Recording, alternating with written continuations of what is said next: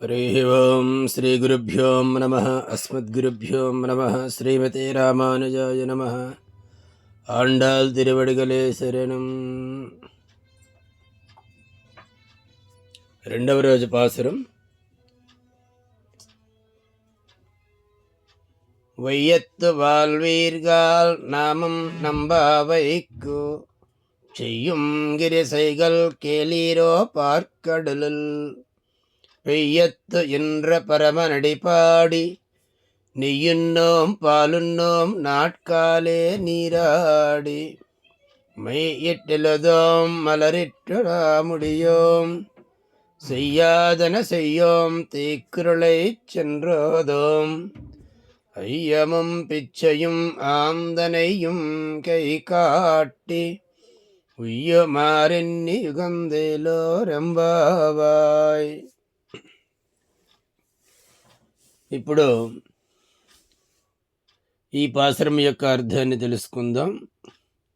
వయ్యత్తు వాల్వీరుగాల్, ఓ భాగ్యవంతులారా, దుఃఖముతో కూడుకున్నటువంటి ఈ సంసారములో కూడా ఆనందాన్ని అనుభవిస్తున్న అదృష్టవంతులారా, ఈ లోకం దుఃఖమయం కదా, ఆనందం ఎక్కడది అంటే ఎప్పుడైతే మీ మనసు ఆ పరమాత్మ వైపు మళ్ళిందో అప్పుడే మీరు ఆనందంతో ఉన్నట్టు లెక్క. సాక్షాత్తు శ్రీకృష్ణ పరమాత్ముడే భూమి మీద అవతరించాడు. ఏ విధంగా మీరు ఈ పాపములను పోగొట్టుకుని భగవంతుని చేరగలరో ఆ విధానాన్ని తెలుసుకోండి. నామం నంపావైకు, నోము చేయడానికి అంటే ఈ వ్రతము చేయడానికి కావలసినటువంటి విధానాలు చెప్తాను వినండి. చెయ్యం గిరి సైగల్ కేలీరో, వినండి ఏం చేయాలో చెప్తాను. ఏమర్రా వింటున్నారా? వినండి. పార్కడులుల్ పయ్యత్తు ఇంద్ర పరమ నడిపాడి, పాల సముద్రములో శేషశయ్యపై యోగ నిద్రలో నిద్రిస్తున్నటువంటి ఆ స్వామి యొక్క, ఆ పురుషోత్తముని యొక్క చరణాల మీద, పాదాల మీద పాడండి. మీకు ఎంత బాగా వస్తే, ఎంత చక్కగా పాడగలిస్తే అంత చక్కగా పాడండి. పాడుతూ వ్రతం చేయడానికి వెళదాం రండి.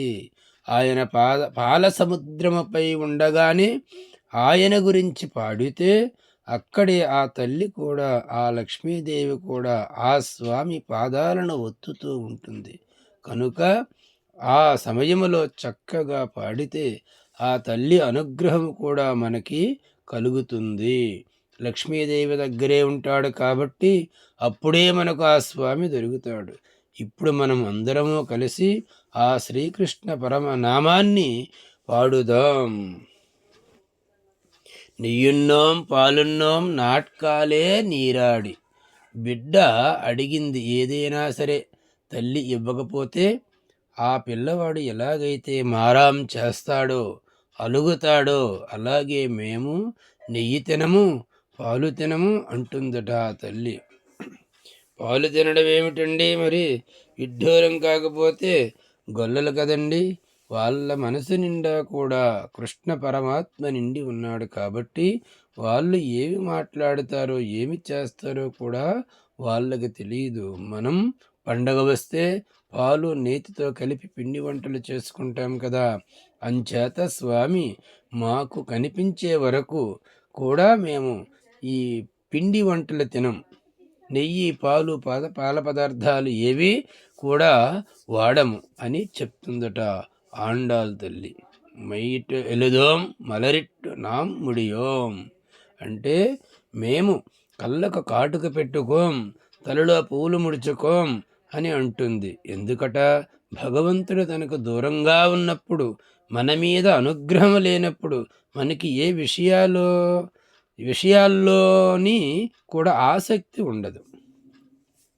చెయ్యాదన చెయ్యోం తీక్కురలై సెండ్రు ఓదోం, ఏది చేయాలో అది చేస్తాం, ఏది చెయ్యకూడదో అది చెయ్యం.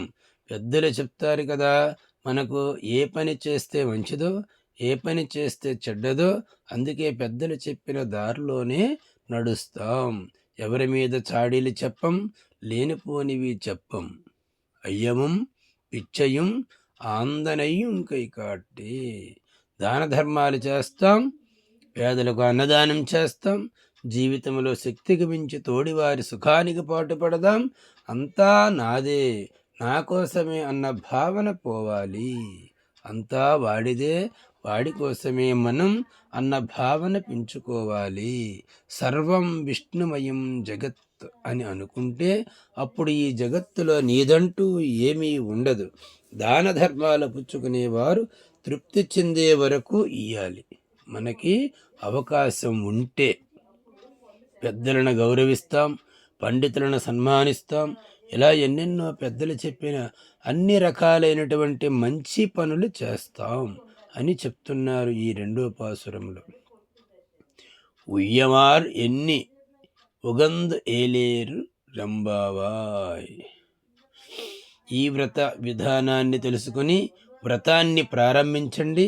ఈ 2వ పాసురంలో మనకి 9 నియమాలు చెప్పారు. అవేంటో ఒక్కసారి పరిశీలిద్దాం. మనం చేయవలసింది పాల సముద్రంలో యోగ నిద్రలో ఉన్న పరమాత్మ యొక్క పాదాలను కీర్తించడం. 2వది బ్రహ్మ ముహూర్తంలో లేచి స్నానం చేయడం.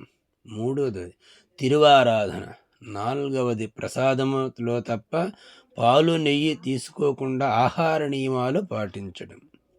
5వది కంటికి కాటుకు పెట్టుకోకుండా ఉండడం.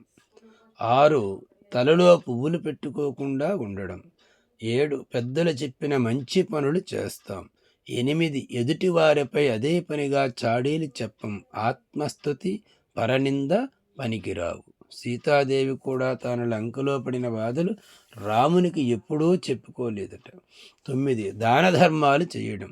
భక్తులకు అందరికీ ఒక మనవి, నేను రాయడంలో చెప్పడంలో ఏమైనా తప్పు జరిగితే దయచేసి దాన్ని సరిచేసుకుని చదవాల్సిందిగా వినాల్సిందిగా కోరుకుంటున్నాం.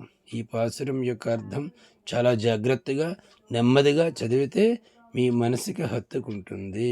జై శ్రీమన్నారాయణ. ఆండాల్ తిరువడిగలే శరణం.